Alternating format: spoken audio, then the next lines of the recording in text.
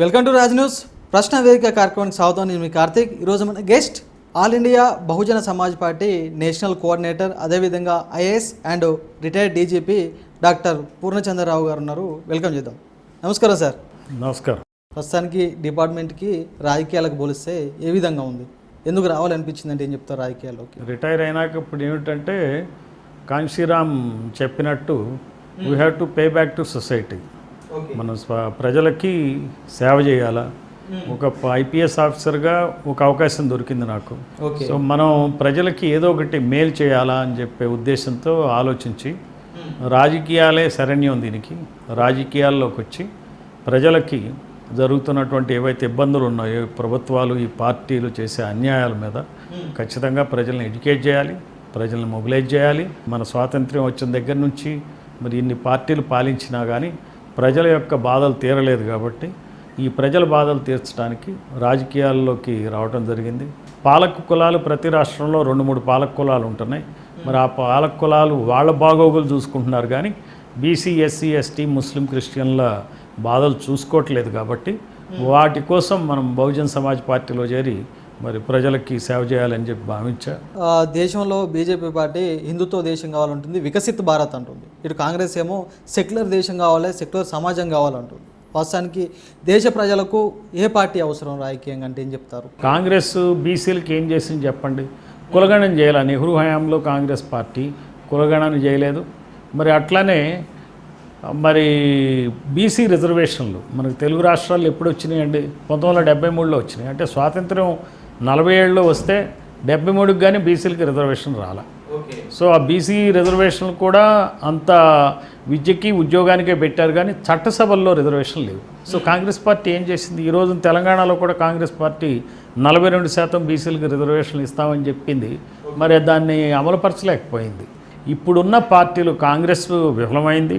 అలానే బీజేపీ కూడా ఈ బీసీలకు కానీ, ఎస్సీలకు కానీ, ఎస్టీలకు కానీ న్యాయం చేసే పార్టీ కాదని ఖచ్చితంగా తేలుతుంది. ఎందుకంటే రిజర్వేషన్లు బీసీలకు ఇవ్వకుండా, చట్టసభల్లో బీసీలకు ఇవ్వకుండా బీజేపీ ఇప్పుడు ఏం చేస్తుంది?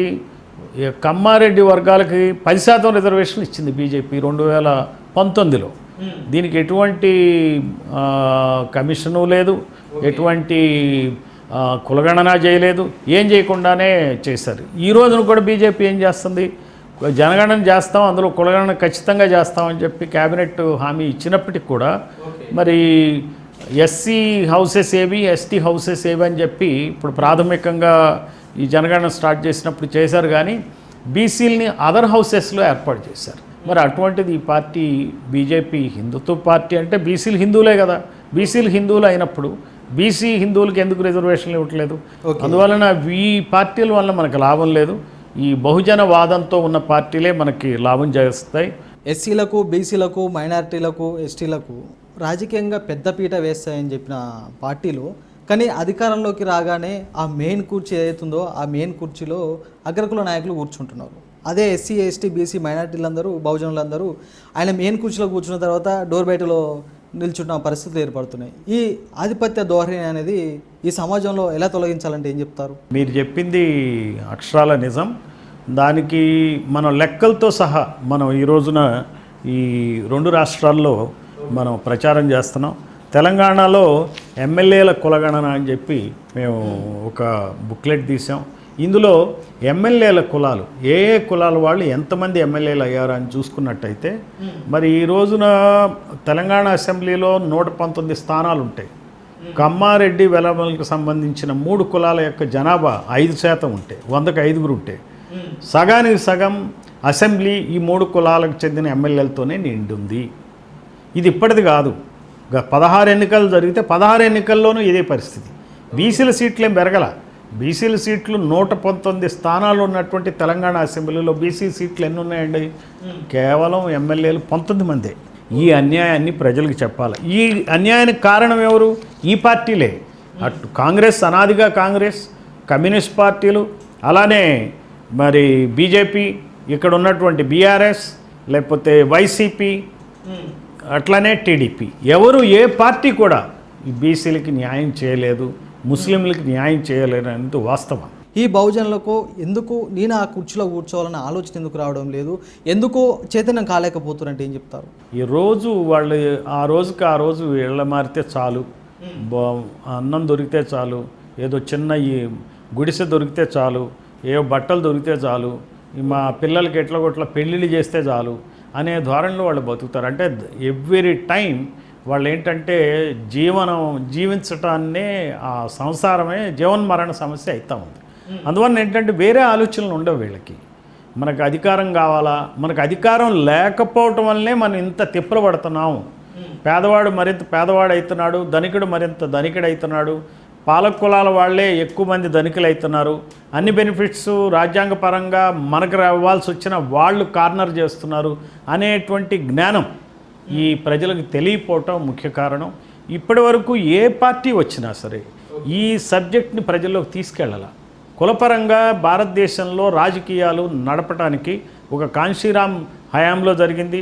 అంబేద్కర్ ఆయన ఇన్హిలేషన్ ఆఫ్ క్యాస్ట్ బుక్ రాయడం ద్వారా ఆయన ఆ విషయాన్ని చెప్పాడు. ఆయన కూడా ఈ ఆర్పిఐ పార్టీ పెట్టి, రిపబ్లిక్ పార్టీ ఆఫ్ ఇండియా అని పెట్టి ఆయన కూడా ఈ మెసేజ్ని ప్రజల్లోకి తీసుకెళ్ళటానికి చూశాడు. ఇప్పటికి కూడా ఈ మెసేజ్ ప్రజల్లోకి వెళ్ళలేని పరిస్థితి ఉంది. ఎందుకంటే ప్రజలు చైతన్యవంతులు కాకూడదు అనేటువంటిది ఈ పాలక కులాల యొక్క కుట్ర ఉంటుంది. కనీసం మీ పార్టీ కానీ మీరు కానీ బీసీలను బహుజనులను చైతన్యవంతం చేసే దిశగా ప్రయాణం చేస్తున్నారు. మేము ఈ రోజున బహుజన మాట బహుజన పాట అనే కార్యక్రమాన్ని చేపట్టాం. ఇక్కడ మనం విజయవాడలో నిర్వహించాం ఈ జూన్ నెల 4వ తారీఖు నాడు. అలానే సేమ్ బహుజన పాట మాట కార్యక్రమాన్ని గుంటూరులో నిర్వహిస్తున్నాం ఎన్జిఓ కళ్యాణ మండపంలో.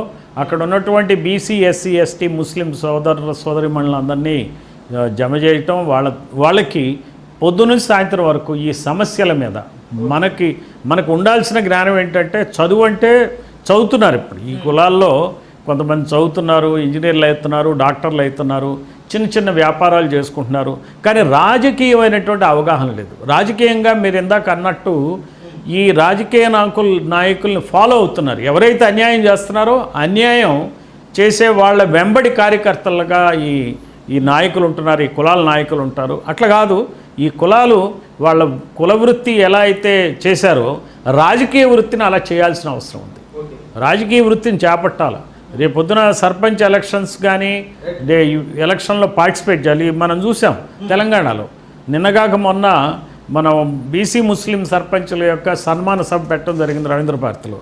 150 మంది బీసీ ముస్లింలు, బీసీ బి ముస్లింలు, బీసీ ఏ ముస్లింలు అంటే ఏంటంటే దూదేకల దగ్గర నుంచి అచ్చుల కట్ల, పింజారి ఇంకా ఇతర కులాల వాళ్ళు చాలామంది సర్పంచ్లు అయ్యారు. వాళ్ళని సన్మానించాం. అంటే ఏంటంటే ఒక రాజకీయ చైతన్యం తేవడానికి ప్రయత్నిస్తున్నాం. అట్లానే ఇంతకుముందు కుమ్మరి కులం నుంచి, రజక కులం నుంచి, మంగళి కులం నుంచి, గంగిరెద్దుల కులం నుంచి సర్పంచ్లు చాలామంది అయ్యారు. వాళ్ళందరినీ కూడా హైదరాబాద్ వేదికగా పిలిపించి వాళ్ళల్లో ఈ అంశాన్ని చెప్పడం జరిగింది. ఇప్పుడు ఎట్లయితే వాళ్ళు సర్పంచ్లు అయ్యారో రేపు మండల ప్రెసిడెంట్లు, మున్సిపల్ చైర్మన్లు, ఎమ్మెల్యేలు, ఎంపీలు అవ్వాలనే దృష్టితో రాజకీయాల్ని చూడాలా, రాజకీయ వృత్తిని చేపట్టాలనే చైతన్యాన్ని మేము చేయటానికి మేము జరుగుతాం. నేటి యువత రాజకీయాల్లోకి వస్తే బాగుంటుందా, లేకపోతే ఇతర రంగాలు ఎంచుకుంటే బాగుంటుందా అంటే ఏం చెప్తారు? యువతకి ఒకటేనండి, చాలా క్లియర్గా చెప్తున్నా, ఈ పార్టీలను గద్దెదించండి, ఈ నిరుద్యోగం సమస్య పోదు.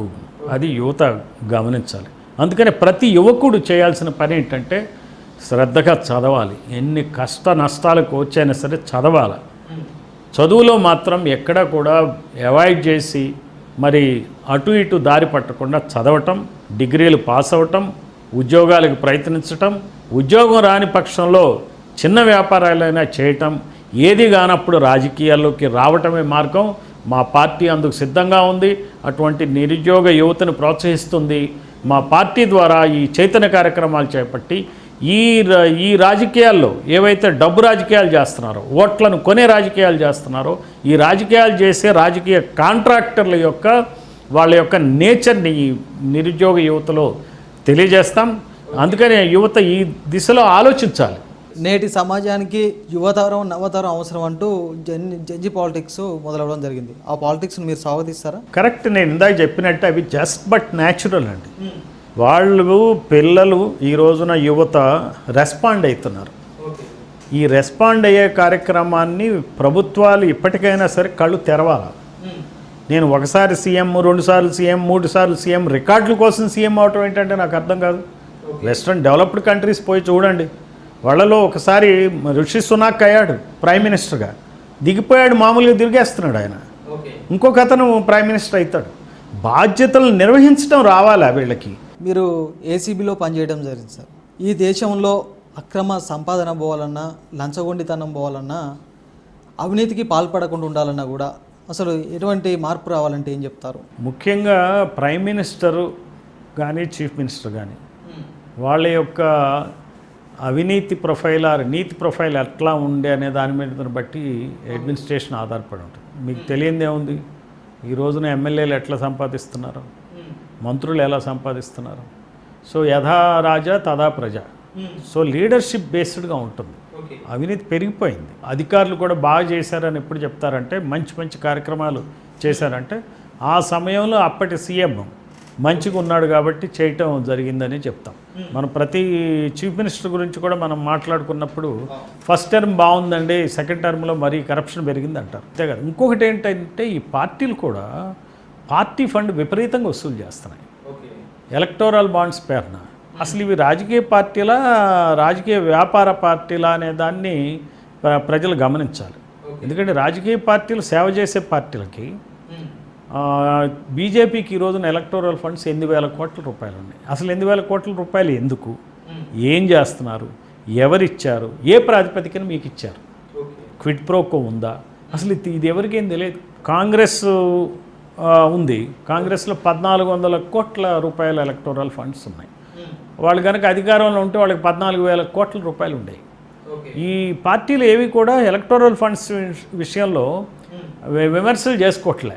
మీరు బాగా వచ్చింది, మీరు ఎక్కువ అవినీతి పరులు, అందుకే మీకు వచ్చి ఇట్లాంటివి మాట్లాడట్లేదు. ఎందుకు, అందరూ కలిపి ఒకటే సిండికేట్ కింద ఫామ్ అయిపోయారు. ఈవెన్ కమ్యూనిస్ట్ పార్టీలకి ఎలక్టోరల్ బాండ్స్ ఉన్నాయి, 100 కోట్లు. మనకి ఇక్కడున్న బీఆర్ఎస్ పార్టీకి 1,600 కోట్ల రూపాయలు, 1,600 కోట్ల రూపాయలు అంటే దాని మీద వచ్చే వడ్డీనే మీకు నెల నెల ఎంత వస్తుందో చూడండి, 1,600 కోట్లకి. మరి ఆ డబ్బు ఏం చేస్తున్నారు, ఎవరు ఖర్చు పెడుతున్నారు తెలియదు. అంటే ప్రజలకు సేవ చేయటానికి అన్ని 100,000 కోట్ల రూపాయల డబ్బు ఎందుకు? ఈ 2 తెలుగు రాష్ట్రాల్లో ప్రభుత్వాల పరిపాలన ఏ విధంగా ఉందంటే ఏం చెప్తారు? ప్రభుత్వాల పరిపాలన ఎట్లుందంటే పిచ్చి పిచ్చి హామీలన్నీ ఇస్తున్నారు, చేయరని వాళ్ళకి తెలుసు. హామీలు ఇవ్వటం, ప్రజలను మభ్యపెట్టడం, ఓట్లు తెచ్చుకోవటం, ఆ తర్వాత ఏమంటున్నారు, ఖజానా ఖాళీ, వెళ్ళిపోయిన ఆయన ఖాళీ చేశాడని చెప్పడం, అదొక అలవాటుగా మారిపోయింది. కేంద్ర ప్రభుత్వం కావచ్చు, ఈ 2 తెలుగు రాష్ట్రాల ప్రభుత్వాలు కావచ్చు, అయితే ఎన్నికలు రాగానే ప్రజలకు అనేక సంక్షేమ పథకాలు హామీలు ఇవ్వడం జరుగుతుంది. కానీ వాస్తవానికి ఆ సంక్షేమ పథకాలు సామాన్య ప్రజలకు అందుతున్నాయంటారా? ఇప్పుడు వీళ్ళు ఏ రోజుకి ఆ రోజు ఎలా గెలవాలని చూస్తున్నారు. సో ఏదో ఒక ఉచిత హామీ ఇచ్చేసి మేము రావాలా, పవర్లోకి అధికారంలోకి రావాలని చూస్తున్నారు. శాశ్వత ప్రాతిపదికన ప్రజలు అభివృద్ధి చెందే మార్గాల్ని ఈ రాజకీయ నాయకులు చూడట్ల. వాళ్ళకి ఎప్పుడు కూడా ప్రజల అభివృద్ధి కాదు కావాల్సింది, ప్రజల్ని మభ్యపెట్టి ఆ స్కీమ్ పేరున ఈ స్కీమ్ పేరున ఓట్లను గుంజుకోవటం. అలానే ఎలక్షన్ సమయంలో ఓటుకింత అని చెప్పి డబ్బులు బట్వాడా చేయటం, గెలవటం, అధికారాన్ని తెచ్చుకోవటం. అధికారం కోసమే వీళ్ళు పనిచేసేది, ప్రజల కోసం కాదు. కాబట్టి మీరు అన్న ప్రభుత్వ విద్య, ప్రభుత్వ వైద్యాలు ఉండవు. ప్రభుత్వ వైద్యం ఉంటే మీకు ఇటలీలో నేను ఒకసారి వెళ్ళినప్పుడు కనుక్కుంటే ఎవరైనా సరే, ఈవెన్ ఫారినర్ కూడా, మనం కూడా టూరిస్ట్ కూడా పోయి ఏ హాస్పిటల్కైనా వెళ్ళొచ్చు, వెంటనే వైద్యం చేస్తారు. మన పెద్ద పెద్ద హాస్పిటల్స్లో, ప్రైవేట్ హాస్పిటల్లో ఎలా అయితే మరి అడ్మిట్ చేసుకుని వైద్యం చేసి మనం లక్షలు దారపోస్తామో, అలాగే ఏమి రూపాయి ఖర్చు లేకుండా అక్కడ వైద్యం చేస్తారు. అసలు అలా చేస్తే మరి వీళ్ళకి పెద్ద పెద్ద ఆసుపత్రులు అపోలోలు ఉండవు, యశోదాలు ఉండవు, లేకపోతే కిమ్స్ ఉండదు. మరి వ్యాపారస్తులు ఉండరు కదా, ఏది వైద్య వ్యాపారస్తులు ఉండరు, అలాగే విద్యా వ్యాపారస్తులు ఉండరు, ఈ ప్రైవేట్ యూనివర్సిటీస్ ఉండవు. అవి వాళ్ళవి కదా, ఇవేం బీసీలీ కాదుగా, హాస్పిటల్స్ బీసీలీ కాదు, ఎస్సీలే కాదు, ఎస్టీలే కాదు, ముస్లింలే కాదు. ఈ రెండు తెలుగు రాష్ట్రాల్లో బహుజనులను బీసీలను ఏకం చేయడానికి అనేక పార్టీలు పుట్టుకొస్తున్నాయి. ఉదాహరణకు బీసీవై పార్టీ కావచ్చు, అదేవిధంగా తీర్మార్మల్లన్న గారి పార్టీ కావచ్చు, కల్వకుంట్ల కవిత గారి కొత్త స్థాపించిన టీఆర్ఎస్ పార్టీ కావచ్చు. ఈ పార్టీలతో పోలిస్తే, ఈ నాయకులతో పోలిస్తే మీ పాత్ర ఏంటి అసలు ఏకం చేయడంలో? ఇప్పుడు ఎవరి పని వాళ్ళు చేస్తున్నారు. రామచంద్ర యాదవ్ గారు ఆయన పద్ధతిలో ఆయన చేస్తున్నాడు, ఎడ్యుకేట్ చేయడానికి ఆయన చేస్తున్నాడు. అలాగే తీన్మార్ మల్లన్న కూడా ఆయన రాజ్యాధిక పార్టీ ద్వారా ఆయన చేస్తున్నారు. సో ఇందులో మనం ఏం పెద్దగా అది మంచి పరిణామమే. కానీ బీసీలను బహుజనులను ఇన్ని పార్టీల పేరుతో ఇన్ని విధాలుగా విడగొట్టే బదులు బీసీలకంటూ బహుజనులకంటూ ఏకైక ఒక పార్టీ లేదంటారా? ఇప్పుడు ఏకైక అనే దానివల్ల పెద్ద పాయింట్ లేదండి. ఎప్పుడు కూడా ఒక గుత్తాధిపత్యంతో ఒకే పార్టీ ఉండాలని ఆలోచించడం కూడా కరెక్ట్ కాదు. చాలా కంట్రీస్లో ఈ రోజున వన్ పార్టీ గవర్నమెంట్స్ లేవు, అన్ని అలయన్స్ పార్టీసే ఉన్నాయి. మీరు తమిళనాడులో చూడండి, 6 పార్టీలు బట్టి గవర్నమెంట్ నడుపుతుంటే 5 years నడుపుతారు వాళ్ళు. ఈ సెంటర్ చూడండి ఎన్ని పార్టీలు ఉన్నాయి, అందులో ఎన్డీఏలో చాలా పార్టీలు ఉన్నాయి, ఉపాలో ఎన్ని పార్టీలు ఉన్నాయి. అలాగే బీసీలకి 4-5 పార్టీలు ఉండొచ్చు, ఎస్సీలకు 4-5 పార్టీలు ఉండొచ్చు, ఎస్టీలకు ఉండొచ్చు, ముస్లింలకు. అసలు అంతమంది నాయకులు రావాలి ఈ వర్గాల నుంచి, రావటమే కావాల్సింది. అది మంచి మార్పు అది. సో నేను స్వాగతిస్తాను. మేము కూడా పనిచేస్తాం, మేము మా పద్దాలో మేము పనిచేస్తాం. ఇక్కడ కోట్ల మంది బీసీ ఎస్సీ ఎస్టీ ముస్లింలు ఉన్నప్పుడు ఒక పార్టీ ద్వారానే నడపాలనుకోవడం కూడా కరెక్ట్ కాదు. రైట్. అదే పార్టీ తోటి అదే సామాజిక వర్గంతో ముందుకు వచ్చిన కొంతమంది మేధావి నాయకులను తీసుకుందాం. ఉదాహరణకు మందకృష్ణ మాదిగ కావచ్చు, ఆర్ కృష్ణయ్య గారు కావచ్చు, ఆర్ఎస్ ప్రవీణ్ కుమార్ కావచ్చు, దాని తర్వాత విశారదన్ మహారాజ్ కావచ్చు. వీళ్ళందరూ అంటే సామాజిక అంశాలతో పోలిస్తే నార్మల్ టైంలో అందరూ బహుజనుల గురించి ఆలోచిస్తారు, బీసీల గురించి ఆలోచిస్తారు. కానీ తీరా ఎలక్షన్ వచ్చేవరకు ఏదో ఒక పార్టీ వైపు మొగ్గు చూపాల్సిన పరిస్థితులు వస్తున్నాయి, సపోర్ట్ చేయాల్సిన పరిస్థితులు వస్తున్నాయి. వాళ్ళతో పాటు మిమ్మల్ని కూడా కంపేర్ చేయొచ్చా, లేకపోతే వాళ్ళకి మీకు ఏమైనా డిఫరెంట్ ఉందంటారా? కంపారిజన్ చేయటం చేయకపోవటం అనేది కాదు. ఎవరి విధానం వాళ్ళది, వాళ్ళ విధానంలో వాళ్ళు ఉంటారు. వాళ్ళ విధానం తప్పు ఒప్పు అనే దానికి జడ్జిమెంటల్గా ఉండటానికి నేను ఎక్కడ లేను. మా పని మేమేంటంటే చైతన్య మీరు స్టాండర్డ్గా ఉంటారా, లేకపోతే మీరు కూడా ఏదైనా పార్టీకి సపోర్ట్ అనేది కాదు. మాది బేసికల్గా కాంశీరామ్ వాదం. కాంశీరామ్ వాదం ఏంటి? ఈ బీసీ ఎస్సీ ఎస్టీ ముస్లిం వర్గాలకి, క్రిస్టియన్ వర్గాలకి రాజ్యాధికారం రావటం అనే మార్గం. రాజ్యాధికారం రావటానికి ఏ కార్యక్రమాన్ని కావాలంటే ఆ కార్యక్రమాన్ని ఆ సమయానికి అనుకూలంగా చేయాల్సి ఉంటుంది. డాక్టర్ అంబేద్కర్ గారు కావచ్చు, పెరియార్ రామస్వామి గారు కావచ్చు, అదేవిధంగా కాంశీరామ్ గారు కావచ్చు, కలగన్న స్వరాజ్యం వచ్చే అవకాశం ఉందంటారా? ఖచ్చితంగా ఉంది, అందులో ఎటువంటి అనుమానం లేదు. అది ఉంది కాబట్టే కొన్ని మార్పులు వస్తున్నాయి ఈ రోజున. ఇప్పుడు 42% రిజర్వేషన్లు ఇస్తాము అనాల్సి వచ్చింది కాంగ్రెస్ పార్టీకి, ఇవ్వలేదు. ఓకే, ఎందుకు వచ్చింది? అలానే చంద్రబాబు నాయుడు బీసీలకు 34% రిజర్వేషన్లు ఇస్తాను అని అనాల్సి వచ్చింది, ఇవ్వలేదు. ఇవ్వాల్సి వస్తుంది, ఎప్పటికైనా సరే వీళ్ళు కళ్ళు తెరవాల్సి వస్తుంది. ఈ రోజున ప్రతి వ్యక్తి కూడా, ప్రతి బహుజనుడు, ప్రతి బీసీ ఎస్సీ ఎస్టీ ముస్లిం క్రిస్టియన్లు ఈ డిమాండ్స్ అన్నింటినీ మనం ముందుకు తేవాలా. బీసీలకి చట్టసభల్లో రిజర్వేషన్లు ఇవ్వాలా, బీసీలకి ముస్లింలకి చట్టసభల్లో జనాభా దామాషాల్లో ఎంతమంది ఉంటే అంతమంది ఎమ్మెల్యేలు కావాలా. ప్రతి కులం కూడా ఈ రోజున 200 కులాలు ఇంతవరకు అసెంబ్లీలో ఎంటర్ కావాలి. ఆ ప్రతి కులం ఎంటర్ కావాలా. అదే కాకుండా కొన్ని వర్గాలు ఉన్నాయి, ఎస్టీ వర్గాల్లో ఎరుకుల యానాదులు కూడా ఎమ్మెల్యేలు కావట్లా. ఇప్పుడు 21,000 ఎకరాలు ఇచ్చారు ఎవరు? స్టీల్ ప్లాంట్కి. అక్కడ ఉన్నటువంటి 16 గ్రామాల 64 గ్రామాల వాళ్ళు 64 గ్రామాల వాళ్ళు 21,000 ఎకరాలు ఇస్తే ఎన్ని కుటుంబాలు ఇచ్చినండి? 16,000 కుటుంబాలు ఇచ్చినాయి. 16,000 కుటుంబాలు అంటే ఒక్కొక్క కుటుంబం ఎంత ఇచ్చి ఉంటుంది? ఎకరం ఉన్నారు అంటే స్మాల్ అండ్ మీడియం మార్జినల్ ఫార్మర్సే కదా. మరి ఈ ఫార్మర్స్ వాళ్ళు ఇచ్చినప్పుడు ల్యాండ్ నువ్వేమంటున్నావు? స్టీల్ ప్లాంట్ దివాళా తీసిందంటున్నావు. దివాళా తీసినప్పుడు నీ భూమి ఏం చేయాలి? నువ్వు దేనికి తీసుకున్నావు? స్టీల్ ప్లాంట్ కోసం తీసుకున్నావు. స్టీల్ ప్లాంట్ నువ్వు దివాళా తీసి మూసేసినప్పుడు ఆ భూములు వాళ్ళకి ఇచ్చే, ఇది డిమాండ్ చేయాలి. ఇవన్నీ కూడా ప్రజలు మనం డిమాండ్ చేయాలి. డిమాండ్ చేయకుండా అదేదో బలికి తల వంచినట్టు తల వంచితే మేకల్ని కోసినట్టే కోస్తారు. కాబట్టి సింహాల్లాగా గర్జించాలా, క్వశ్చన్ చేయాలా. వ్యవస్థ ఎప్పుడు కూడా సింహాల్ని బలివ్వదు, మేకల్ని బలిస్తుంది అనే విషయం ఈ బీసీ ఎస్సీ ఎస్టీ ముస్లిం ప్రజలందరూ గమనించాలా. మీరు ఒక రాజకీయ నాయకుడిగా కాకుండా ఒక రిటైర్డ్ డీజీపీగా చెప్పండి, ఈ 2 తెలుగు రాష్ట్రాల్లో పోలీస్ వ్యవస్థ ప్రజల కోసం స్వేచ్ఛగా స్వచ్ఛందంగా పనిచేస్తుందా, లేకపోతే ఒక రాజకీయ నాయకుల కనుసైగలో పనిచేస్తుందంటే ఏం చెప్తారు? మీకు ఇందాకే చెప్పాను, ఎక్కడ ఏ మంచి పని జరిగినా, ఏ అధికారి బాగా చేసినా, రాష్ట్ర స్థాయిలో బాగా చేశామంటే, బాగా చేస్తుంటే అక్కడ ఆనాటి చీఫ్ మినిస్టర్ బాగా పనిచేశాడు అని అర్థం. ఒకవేళ అక్కడ వ్యవస్థ బాగోలేదంటే అర్థం ఏంటంటే అక్కడ చీఫ్ మినిస్టర్ పనితీరే అట్లా ఉందని అర్థం.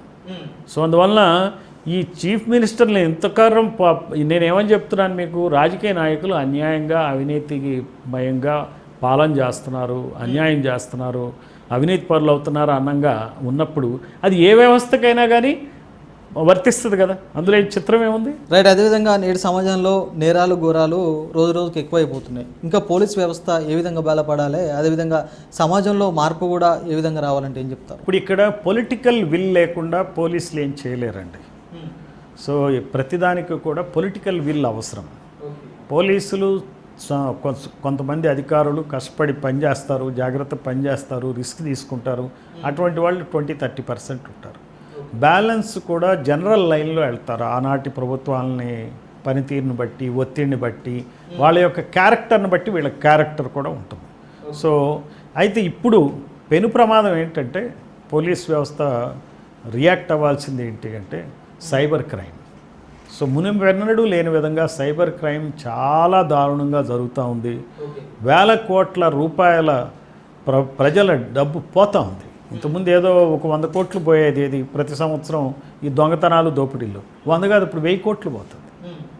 ఒక స్టేట్ బడ్జెట్ ఎంత ఉందో అంత దేశం మొత్తం మీద సైబర్ క్రైమ్ ద్వారా పోతూ ఉంది. కాబట్టి ఈ సైబర్ క్రైమ్ని చాలా యుద్ధ ప్రాతిపదికన డీల్ చేయాలా. ఇది కూడా చీఫ్ మినిస్టర్ నేతృత్వంలోనే ఈ నిర్ణయం తీసుకోవాలా. ఇప్పుడు ఒక ఎక్స్ట్రీమిస్ట్ సమస్య, ఒక నక్సల్ సమస్యకి ఎట్లయితే ఒక వార్ రూమ్ లాగా పెట్టుకుని చీఫ్ మినిస్టర్స్ పనిచేశారు, అదే మాదిరిగా దీనికి చీఫ్ మినిస్టర్స్ పనిచేయాలి. అది చాలా పబ్లిక్కి చాలా మంచి సాయం చేసినట్టు. That's a great service. So police యంత్రాంగం మొత్తం అలానే ఐటీ యంత్రాంగాన్ని కూడా కలిపి ఆ దిశగా పనిచేయాల్సిన అవసరం ఉంది.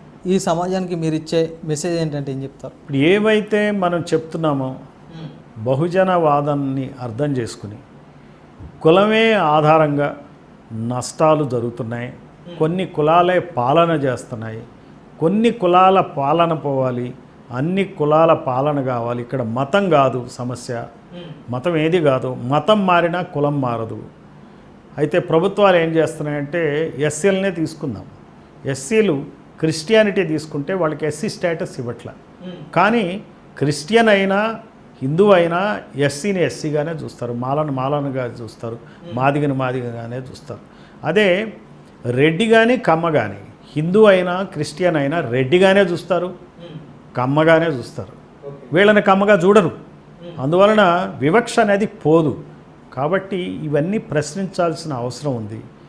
అలానే ముస్లింలకు కూడా మరి ఎక్కడో ఏదో బాంబ్ బ్లాస్ట్ అయితే ముస్లింలు అందరిలో కూడా బిక్కుమని భయపడేటువంటి పరిస్థితి ఉంది, చెప్పలేని పరిస్థితి ఉంది. కాబట్టి ముస్లింలు కూడా ఈ విషయాన్ని నుంచి బయటకు రావాలి. అబ్దుల్ కలాం స్ఫూర్తితో మనం బయటకు వచ్చి అష్ఫకుల్లా ఖాన్ స్ఫూర్తితో బయటికి రావాలి, కలవాలి. బీసీ హిందువులతో బీసీ ముస్లింలు కలవాలి, ఎస్సీలు కలవాలి, ఎస్టీలు కలవాలి, క్రిస్టియన్లు కలిసి మనం పోరాటం చేయాల్సి. పోరాటం అంటే ఏం లేదు, మనం చేసే పోరాటం ఏంటంటే రోడ్ల మీదకి వెళ్ళి ధర్నాలు చేసి, రాస్తారోకోలు చేసి, ర్యాలీలు చేసి అది కాదు పోరాటం. ముందు అవగాహనే పెద్ద పోరాటం. మనల్ని మనం జయిద్దాం, మన అజ్ఞానాన్ని మనం జయించాలి. ఈ వాదాన్ని తెలుసుకోవాలి. బహుజన వాదం ఏంటి, కాంశీరామ్ ఏం చెప్పాడు అనేది తెలుసుకోవాలి, అంబేద్కర్ ఏం చెప్పాడు, జ్యోతిబా పూలే ఏం చెప్పాడు అనేది తెలుసుకోవాలి. మన మహాపురుషుల యొక్క జీవిత చరిత్రను తెలుసుకుని అది సరైన జ్ఞానం. ఆ రాజకీయ జ్ఞానం నుంచి కనుక మనం ముందుకెళ్తే ప్రతి సమస్యకి అర్థం దొరుకుతుంది. కాబట్టి అన్ని సమస్యలకి ఈ దేశంలో మూలం కులమే. ఈ దేశంలో కులం వ్యవస్థీకృతం అయినట్టు మరే దేశంలో లేదు. కాబట్టి వేరే దేశాల్లో ఎన్ని ఎక్స్పెరిమెంట్లు ఏం చేసినా అక్కడ సక్సెస్ అయినా ఫెయిల్ అయినా అవన్నీ ఇక్కడ ఖచ్చితంగా ఫెయిల్ అవుతాయి. ఎందుకు ఫెయిల్ అవుతాయంటే మనం కులాన్ని పరిగణనలోకి తీసుకోకపోతే, కులం అనే అంశాన్ని పరిగణనలోకి తీసుకుంటేనే మీ అభివృద్ధి అనేది అందరి అభివృద్ధి వస్తుంది. మీ సోషల్ మీడియా అందరి సోషల్ మీడియా అవుతుంది, మీ టెక్నాలజీ అందరి టెక్నాలజీ అవుతుంది. అంతేకాని లేకపోతే ఈ గచ్చిపోలి పెరిగినా రేపు అమరావతి రాజధాని పెరిగినా అది కొందరి రాజధాని అవుతుంది, కొందరిది. ఆ తెలంగాణలో ఉన్నటువంటి రూరల్ ప్రాంతాల్లో ఉన్నటువంటి బీసీ ఎస్సీ ఎస్టీలు గచ్చిబౌలిలు ఏం చేయగలరండి? కనీసం ఒక టీ స్టాల్లో టీ కొనుక్కునే పరిస్థితి కూడా ఉండదు అక్కడ. సో అక్కడ ఉండగలరా? ఒక అపార్ట్మెంట్ కొనుక్కోగలరా? రేపు అమరావతి రాజధానిలో ఆదివాసీలు కానీ లేకపోతే ఎక్కడన్నా శ్రీకాకుళం నుంచి పేదవాళ్ళు వచ్చి ఏమన్నా అక్కడ ఒక ప్లాట్ కొనుక్కోగలరా? మరి ఇదేం అభివృద్ధి? ఎందుకు ఎవరు కొనుక్కోలేకపోతున్నారు? ఎవరు పైకి రాగలేకపోతున్నారు? పలానా కులాల వాళ్ళే పైకి రాలేకపోతున్నారు. ఎవరు పైకి వస్తున్నారు? పలానా కులాల వాళ్ళే పైకి వస్తున్నారు, వాళ్ళే ధనికులు అవుతున్నారు. అందువలన వాళ్ళే సీఎంలు అవుతున్నారు, వాళ్ళే ఎమ్మెల్యేలు అవుతున్నారు, వాళ్ళే వ్యాపారస్తులు, వాళ్ళే జడ్జిలు అవుతున్నారు. వీళ్ళు కావట్లేదు. కాబట్టి ఈ స్పృహతోనే, ఈ కుల స్పృహ, ఈ సామాజిక స్పృహతోనే మనం అందరం కూడా ముందుకెళ్తేనే మనకి న్యాయం జరుగుతుంది. ఇది నాటి ప్రశ్న వేదిక కార్యక్రమం చూస్తున్నానండి. రాజ్ న్యూస్ మరో గెస్ట్తో